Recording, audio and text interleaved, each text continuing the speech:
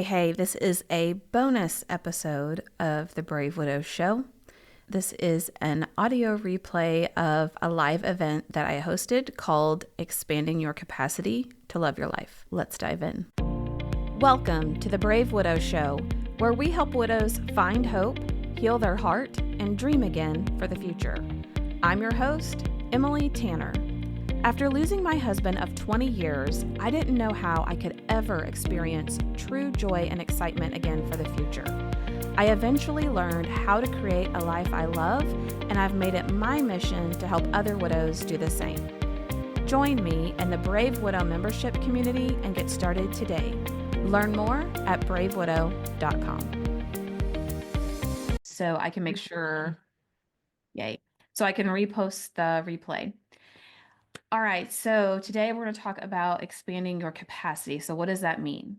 Well, when you're a parent, let's say you have your, hi Gina, you have your child, your first child, and you think, oh, I love this child so much. Like I love them with all my heart. And I couldn't love another child as much as I love this one. And I even remember being pregnant with my second child and thinking like, oh, poor kid. I'm not going to be able to love him as much as I love the first one. And then what happens? We have our second kid, and do you love the first one any less? No. Do you just stop loving the first child? No. What happens is when you've had your second child is you've expanded your capacity for love, your ability to love another human being as much as you love the first child. Think about the Grinch in that movie, the Grinch that stole Christmas, right? Your heart is a certain size, and over time you learn how to grow your heart, how to love more. And so when we are moving through grief, and as we learn how to grow through grief, we expand our ability, expand our capacity to be able to hold things that feel opposing but true. So, for example, I could say, I love my late person, I love the life that I had, and I love the life that I have now. Doesn't diminish the love that I had for my life in the past, and it doesn't mean anything about my life now versus the life I had in the past. Like they both feel equally true, that I equally love both parts of my life. And so as I was sharing this in the presentation yesterday, I realized that it's been a while since I've taught this concept or since I've really talked about it. And I thought this would be a great time to talk about 3 simple steps in how you can grow your capacity. When you're early on in grief, you don't have the capacity for much else, right? Like grief is very overwhelming, it's very consuming. We turn inward. Everything just feels big and overwhelming, and like that's all we can focus on because our entire world has been turned upside down. We don't have the capacity for much joy, for much excitement, for being able to do anything else. So today I just want to share with you 3 simple steps for how you can expand your capacity to be able to love your life, to be able to love another person if that's what you choose, to be able to welcome new relationships into your life, whether it's friendships, family members you haven't talked to in a while, or just new people that you might meet. So the first step in expanding your capacity is that you get to decide. Now, you might think, as many widows do, that this is one of those things that just has to come with time, that time's going to be the answer, time's going to be the solution, and you just haven't given it enough time yet. But one thing that I love that I've learned from the Grief Recovery Institute is that the key to recovery and grief is not time, but it's action. So let me share with you a story. Hi, Judy. a story about a widow that I hosted on the podcast named Sobia. So Sobia was a young widow. She had two kids when her husband died, who were ages 5 and 8. And she believed the myth that many widows do, which is time heals all wounds. And she believed that she just needed to be strong. She just needed to go through the motions to get through the day, and that at some point she would just start to feel better. That over time she would just feel better. And that's what she would tell her kids, like, hey, I just need to get through today, but there will be a time when I'm going to start to feel better. So that's exactly what she did for 3 years. After 3 years, COVID happened, and she found herself at home much more often and much more frequently with her kids. And they started to have more real and honest conversations. And what she learned from her kids was that while they were so proud of her resiliency and her strength, and they were just blown away by that, they felt incredibly isolated and alone, just really disconnected from her as a parent. And that was devastating to her. As she began to really think about where she was in life and how she was feeling, she even shared that 3 years later, after her husband had died, that she felt worse than she did at the time that he had died. So not only did she not feel better 3 years later, but she actually felt worse. So she decided to make a change, and she decided to start through um, meditation, through reflective journaling, through having true connecting conversations with her kids. That became a very cathartic and healing process for her, where she was able to start healing her heart. Several months later, Sobia is now a grief coach. She helps other people through grief, and she has a great close relationship with her kids. But the point is that while time is an ingredient in the recipe to grief recovery and to healing, time on its own isn't the only, it isn't the full recipe. Like, it's not the only thing. You have to decide that you are going to make a change and that you are going to take action, which perfectly feeds into our second step. Oh, Patty, thank you for letting me know. No sound. Hi. Hi. No sound on YouTube. I don't know why the sound is not working. All right, YouTubers. Hi, Anthony. Anthony likes to join my lives on Instagram. Hi, Anthony. I'm just fixing a technical issue for the YouTube community. If you're not on Instagram, my son said, let me know if you need any help. Thank you. I don't know. I don't know. I've got the right microphone connected, and I think everyone else can hear me, so I'm not sure what's happening. So the first step in expanding our capacity is to decide, like, you want to expand your capacity, and you're going to take the steps to do that.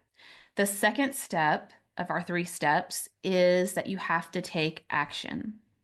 So I love sharing Sue's story. Sue's been in the Brave Widow community for over 2 years now. And when I first met Sue, she absolutely hated being called a widow. And I totally understood that, because when I was first widowed, I hated that too. And to me, because I didn't really know any widows, a widow was like somebody who was 90 years old and a cat lady and just sad. Like, it was just something that was sad and not something that I wanted to be associated with at all.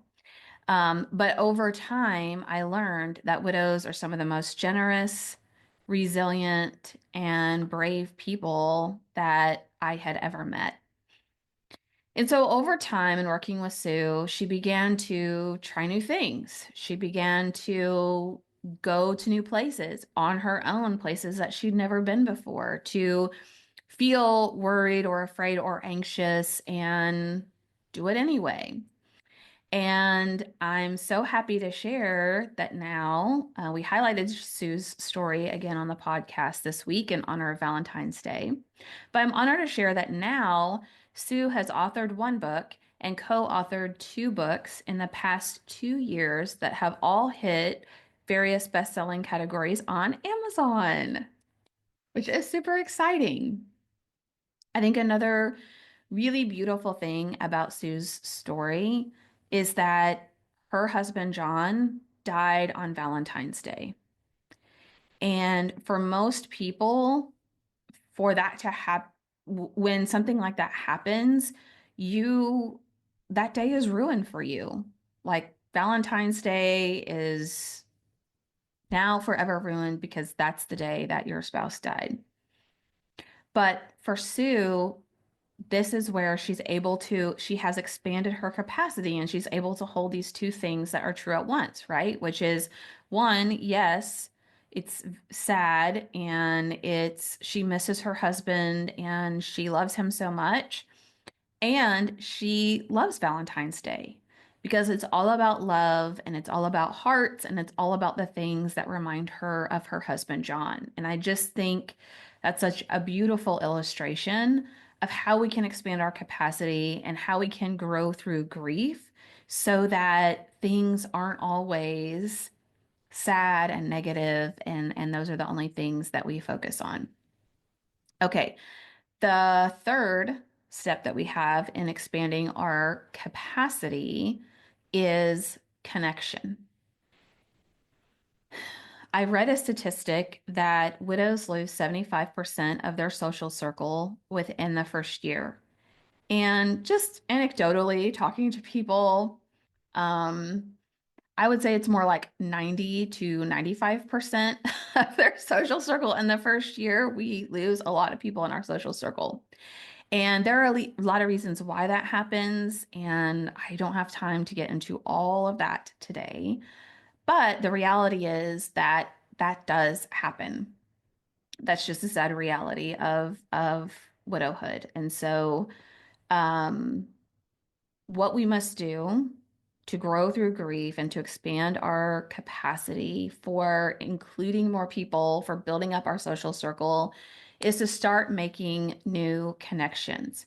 So there are four things I teach widows to do in building up this area of connection and rebuilding up the social circle. Okay, so number one is to think about and evaluate current friends and family that you've known, their existing relationships, of ones that you want to reignite or ones that you want to nurture and to strengthen. Okay. The second group of people is that you need to find a strong community of widows or other grievers. So having a community of people who understand in their own way what you've gone through.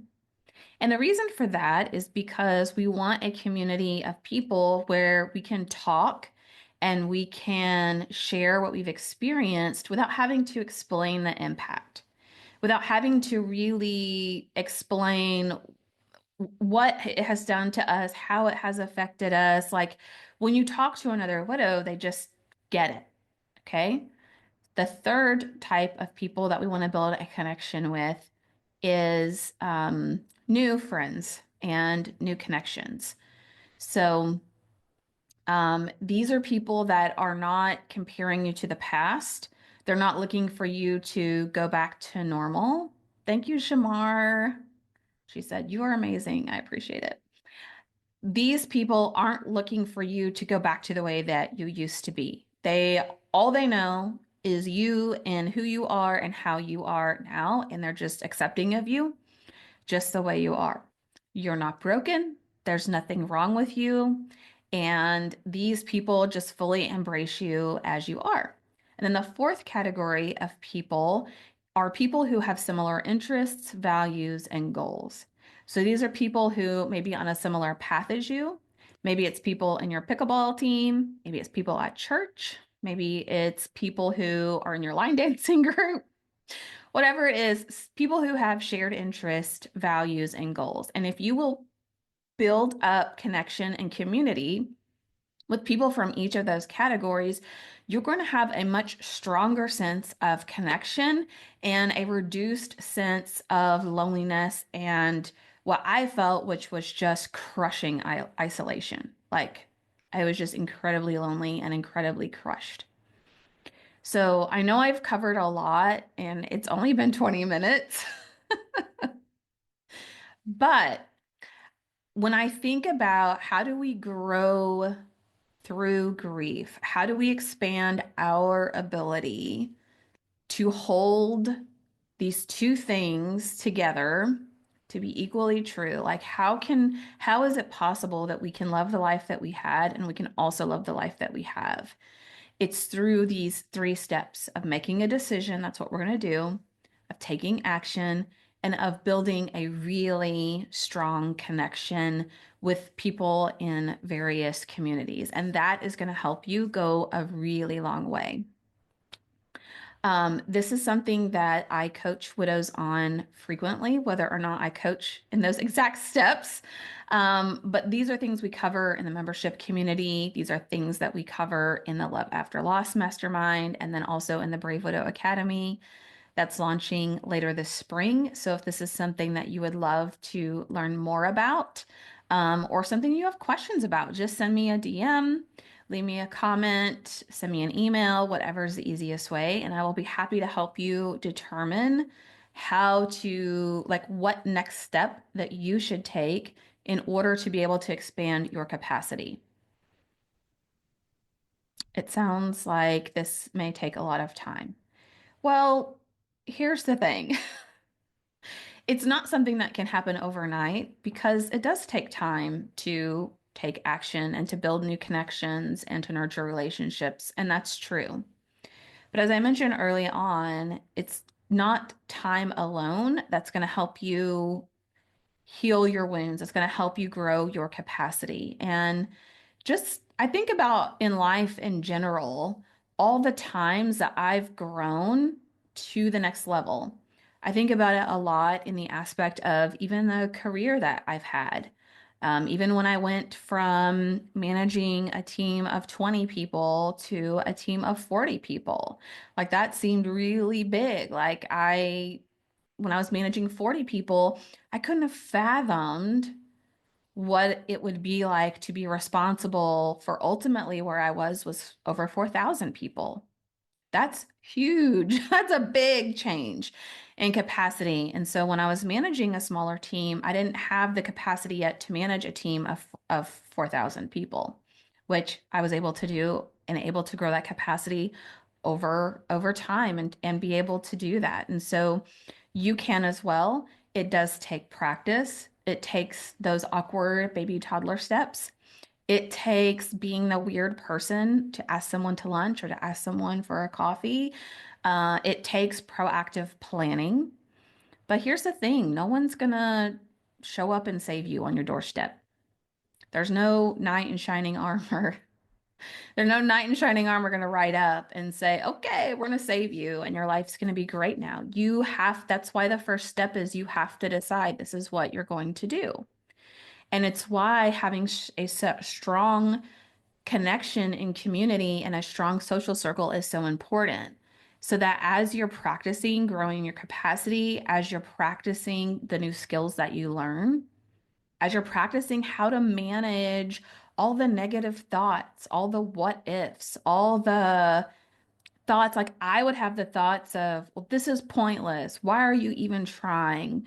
Um, One of the stories that I share often is when I was first starting to try to rebuild my life, is I decided to take a day for myself. It was a school day for the kids, so I had plans for them to be picked up and taken care of afterwards.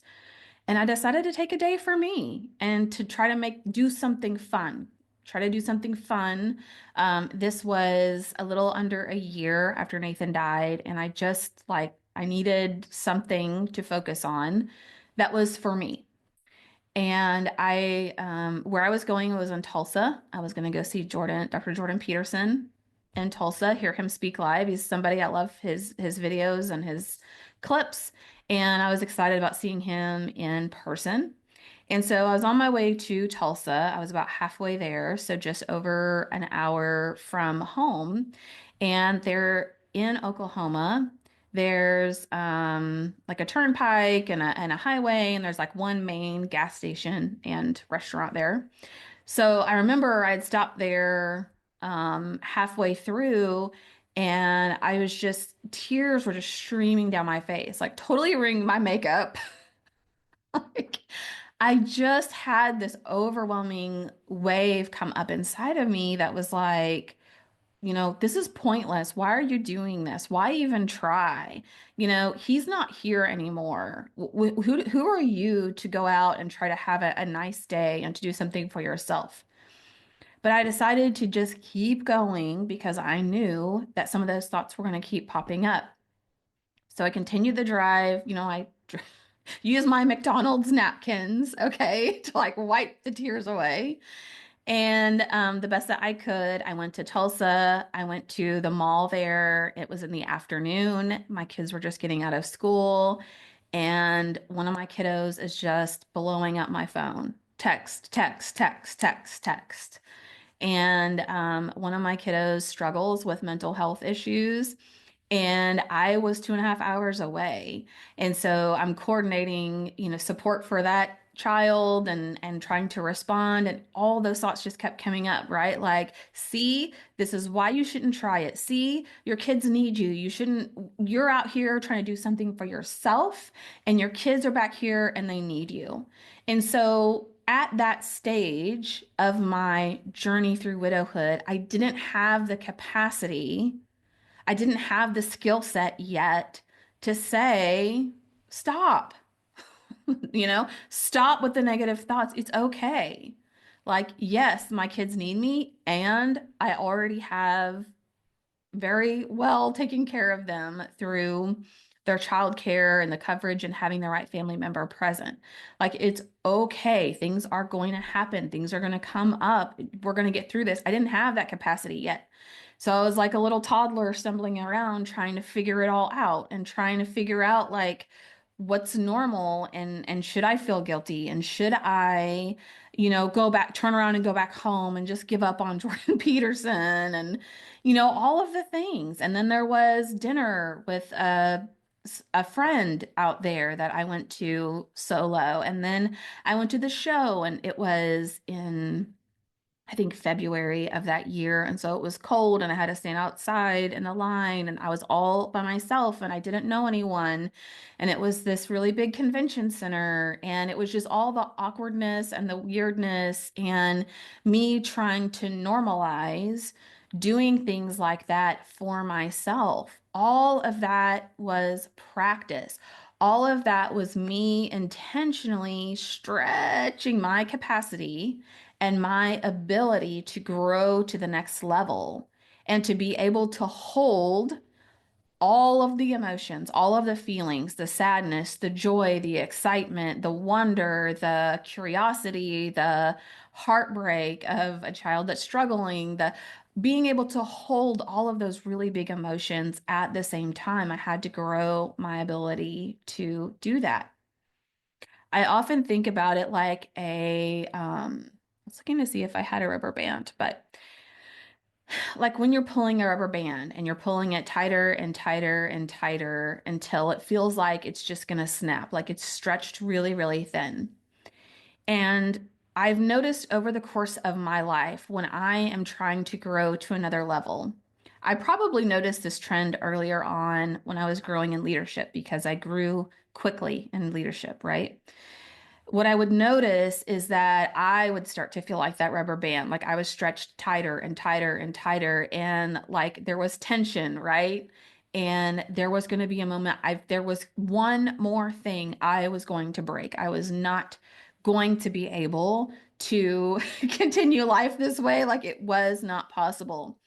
And what I would notice is if I would just push through a little bit more, if I would stay the course, if I would meet that challenge head on and say, I'm going to do this, this is not going to break me, I'm going to do this, all of a sudden, it was like the sense of relief. Like it wouldn't take much longer past the point where I thought I cannot do this anymore. I think there's something inside of us that happens When we come across those circumstances in life and we're at a crossroads and we have to make a decision whether we're going to continue on or we're going to give up. And if we will continue on the other side, we find relief, we find peace. We find that now we can handle a lot more than we could handle in the past. Me today, I can hold lots of big emotions. I can hold space for other people's emotions, and I do it every day. When I'm on coaching call day and I have calls back to back to back to back, and I'm getting teary-eyed hearing someone's story, or I'm sitting in it with them, or I am helping them try new things for the first time and honoring their pain and their frustration and their struggle and those things. Like, not only now can I hold big emotions for myself, but I can hold them for other people. But it didn't happen overnight. But it also didn't take me 30 years either, right?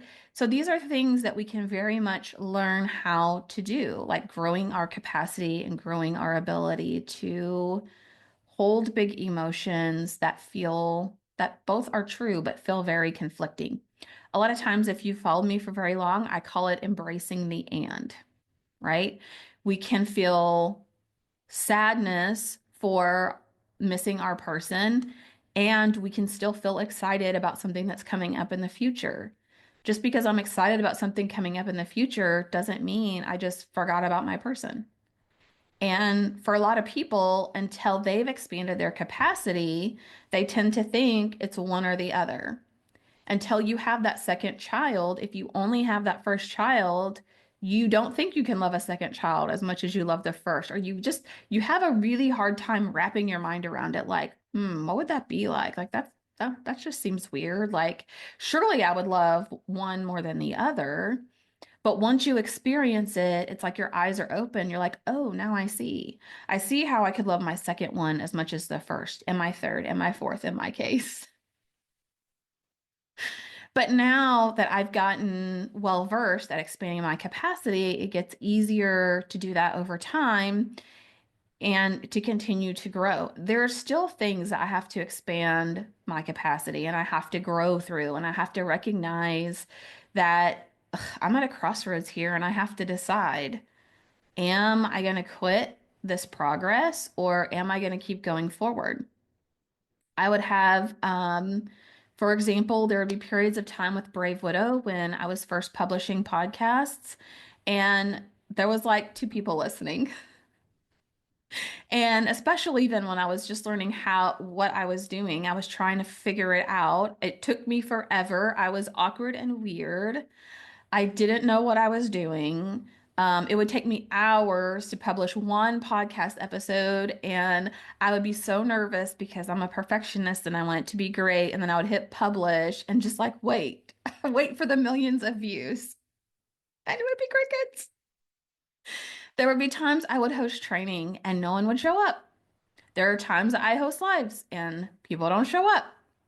So there are times that you get to decide that feels so defeating. And I remember even working with one of my coaches for months, and she would say, success is inevitable. Just keep showing up, keep showing up. And I'm like, I've been showing up for months and months and months, and I'm just not making any progress. But had I done that, had I given up during that time, I wouldn't be working with the 20-ish new widows that I coach now that I wasn't coaching at the time. I wouldn't be hosting a community full of amazing people. I wouldn't be hosting grief recovery classes, this 8-week series that we're doing with 9 people. Like, I wouldn't have met any of them if I had given up at the time when it felt like that was my only option. But I decided to embrace the pain. I decided to embrace the challenge and that it would be hard, and with the belief that it's going to get better, that I will see success on the other side. And now I just have the ability to hold all of those emotions and those experiences. All right. Well, thank you guys. I want to thank you guys so much for joining me today and for talking through how you can expand your capacity to move from grief to growth. I am going to be posting a replay. So if you didn't catch it all, or if you're having audio issues, for some reason, my poor YouTube peeps are having audio issues, then watch for the replay. I will get that out soon. If you're newly widowed and aren't sure where to start, you need the Brave New Widow Starter Kit. Inside Brave New Widow, you'll find a starter guide to help you through your first few months, a quick start guide you can share with family and friends so they know how to help you, and a collection of some of the frequent topics that widows want to learn more about. To get the Brave New Widow series, just go to bravewidow.com/start. It's free and you'll get instant access. That's bravewidow.com/start. START. See you there.